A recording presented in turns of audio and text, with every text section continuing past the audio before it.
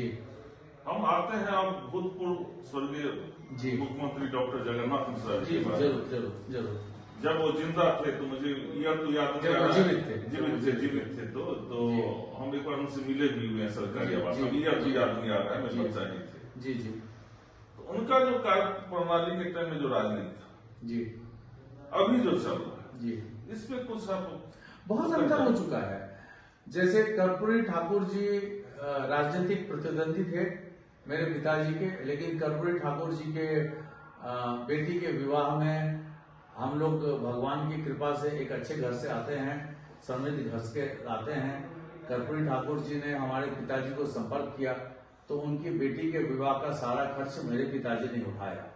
उसी तरह लालू प्रसाद यादव जी बहुत ही गरीब परिवार से आते थे, अब तो नहीं है, आते थे। उनके महीने का खर्चा मेरे पिताजी ने 1975 से लेकर के, जहां तक मेरी याददाश्त याद है, जब तक वो मुख्यमंत्री नहीं बन गए थे 1990 तक, तब तक करीब 15 साल उनके घर का खर्चा मेरे पिताजी ने उठा के रखा मुझे हुआ सुनने में था। आया कि उनको राजनीतिक अपलिफ्ट भी डॉक्टर साहब ने किए थे। हाँ, मानते थे उनको। हाँ। मानते थे उनको, एक क्या कहूँ, बच्चे के तौर पे ही मानते थे। छोटा भाई कह लीजिए, छोटा भाई कह लीजिए या बच्चे कह लीजिए, या बच्चा कह लीजिए, जैसा भी समझिए। जी। क्योंकि ब्राह्मण थे ना पिताजी, हाँ। क्लिष्ट ब्राह्मण थे, तो समाज में सबको वो इसी समान दृष्टि से देखते थे और उदार नीति के, उदार स्वभाव के थे। तो इसलिए जो भी उनके दरवाजे आता था, तो हमारे दादा के समय से परिपाटी चली आ रही है, तो उसका वो अनुसरण करते थे। तो उसी दिशा में, अब जहां तक बाबूजी का, स्वर्गीय डॉक्टर जगन्नाथ मिश्रा जी का सवाल है, मेरा और उनका राजनीतिक सोच बहुत अलग होता था। वो राजनीतिक डिसीजन भावनाओं के तहत बहुत लेते थे और मैं कई बार उनको कहता था कि राजनीति में भावना की जगह नहीं है। राजनीति एक बहुत ही प्रैक्टिकल चीज है और इसमें आपको समाज के जितने भी वर्ग हैं, समाज में यूएसएसआर ने एक एक्सपेरिमेंट करके देख लिया। डॉक्टर जगन्नाथ मिश्रा जी को अपनी सलाह मशवरा देते थे, बहुत ज्यादा बहुत ज्यादा मानते थे आपकी सलाह को? कई बार नहीं, ज्यादातर बार नहीं मानते थे। तजबूत देते थे, तजबूत बहुत ज्यादा देते थे, तजबूत बहुत ज्यादा देते थे। जैसे कि कौन सी बात उन्होंने मेरी मानी, एक हमारा कॉलेज चल रहा है Lalit Narayan Mishra college of business management Muzaffarpur में, उसमें 7वां पे कमीशन के लिए लागू करने के लिए वहां के कर्मचारियों ने हड़ताल कर दिया और कोर्ट तक मामला चला गया।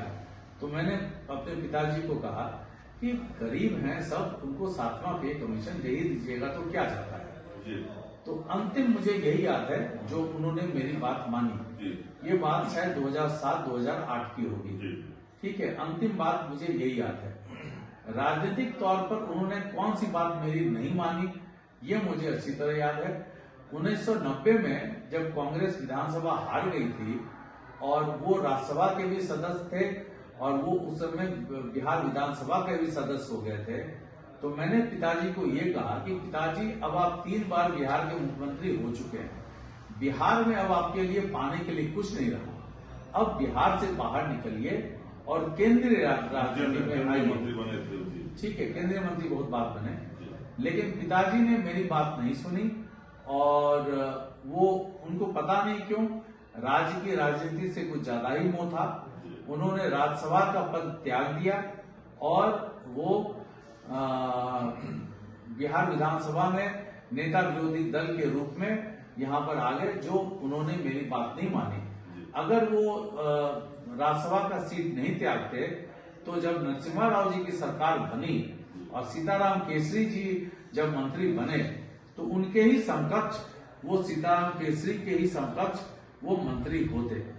उसी तरह 2004 में जब वो जनता दल यूनाइटेड से जब वो लोकसभा इलेक्शन लड़ने की उन्होंने घोषणा की तो मैंने उसका विरोध किया। मैंने कहा ऐसा ना करें, शरद पवार जी ने आपको बहुत इज्जत के साथ नेशनलिस्ट कांग्रेस पार्टी में लेकर के, आपको मुख्य धारा में लेकर के आए हैं, उनका साथ मत छोड़िए। एक टिकट के लिए साथ छोड़ना आपके जैसे व्यक्तित्व के लिए शोभा नहीं देता है।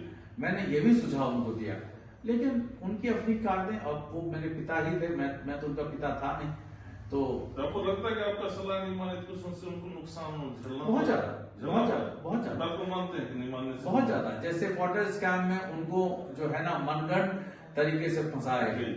जिस बार वाटर स्कैम का न्यूज सबसे प्रथम 1996 में, मुझे अभी भी फरवरी का महीना याद है, वाटर स्कैम का न्यूज छपा था, तो मैंने पिताजी को वो अखबार देके कहा था कि देखिए 50 साल से या 60 साल से हमारे प्रतिद्वंदी हमारे खिलाफ कुछ ना कुछ साक्ष्य ढूंढने में लगे हुए हैं, और वहां पर वाटर स्कैम में एक केएन मिश्रा करके या केएन झा करके, हमारे रिश्तेदार तो हम नहीं कहेंगे, हमारे चचेरे भाई के ससुर वो डायरेक्टर के तौर पर लगे हुए थे, जिनके नीचे सारा घोटाला हुआ। तो मैंने उनको यही सलाह दिया कि इस केस को जरा ढंग से देख लीजिए, इसमें आपको प्रतिनिधि किसी ना किसी तरीके से घेरने की कोशिश करेंगे। लेकिन उन्होंने मेरी सलाह नहीं मानी और वो उसमें घिर गए। तो मैंने वक्त वक्त पर उनको बहुत बार मैंने उनको सलाह देने की कोशिश की, लेकिन अपना अपना जो होना होता है वो तो होता है। जो होना होता है वो होता है। ठीक है, धन्यवाद। धन्यवाद।